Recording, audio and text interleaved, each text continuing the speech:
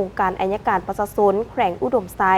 จัดกล่องประชุมสรุปการจัดตั้งปฏิบัติผ่อนโทษอภัยโทษของคณะกรรมการอภัยโทษระดับชาติและกองเลขาคณะกรรมการอภัยโทษขั้นแขวงกล่องประชุมได้จัดขึ้นในวันที่ 14 มีนาคม 2025 โดยการเป็นประธานของทานนางสมหวังไซยตีหัวหน้าองค์การประชาชนแขวงอุดมไซรองประธานคณะกรรมการอภัยโทษขั้นแขวงมีคณะกรรมการอภัยโทษขั้นแขวงแผนกการหน่วยงานที่เกี่ยวข้องเข้าร่วมท่านบุญเลียนบุตรวงศ์ห้องหัวหน้าองค์การอัยการประชาชนหัวหน้าคณะกรรมการอภัยโทษขั้นแขวงอุดมไซได้สรุปตีราคาการจัดตั้งปฏิบัติเวียกงานอภัยโทษประจำปี 2024 ของคณะกรรมการอภัยโทษระดับชาติและบทสรุปปี 2024 ของกองเลขาคณะกรรมการอภัยโทษขั้นแขวงซึ่งการจัดตั้งปฏิบัติเวียกงานอภัยโทษได้ดำเนินไปตามขั้นตอนระเบียบการและเป็นหมู่คณะรับประกันความถูกต้องโปร่งใสยุติธรรมซึ่งเริ่มแต่ขั้นตอนการค้นคว้า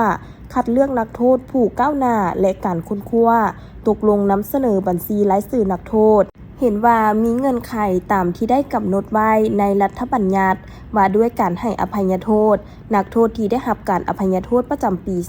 2024 นักโทษทั่วไปที่ได้รับอภัยโทษลดผ่อนโทษและอภัยโทษปล่อยตัวตามรัฐธรรมรัฐของประธานประเทศฉบับเลขที่248/ปปท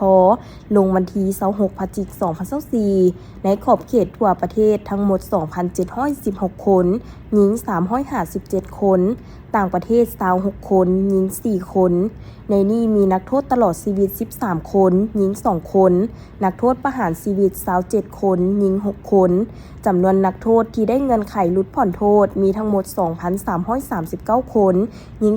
294 คนต่างประเทศ19 คนหญิง4 คน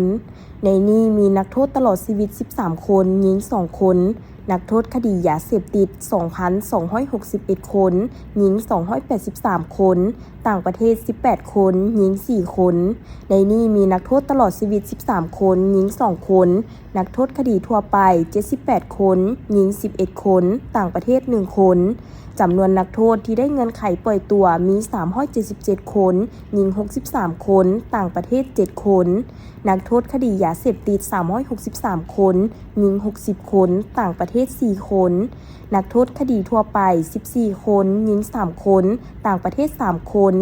นักโทษที่ถูกศาลตัดสินประหารชีวิตได้รับอภัยโทษมาเป็นโทษตัดอิสรภาพตลอดชีวิตตามรัฐธรรมรัฐของประธานประเทศ27 คนหญิง6 คนนักโทษคดียาเสพติด27 คนหญิง6 คนต่างประเทศ3 คนสำหรับบัญชีเสนอผ่อนโทษอภัยโทษอยู่แขวงอุดมไซในปี 2024 มี8 คนหญิง2 คน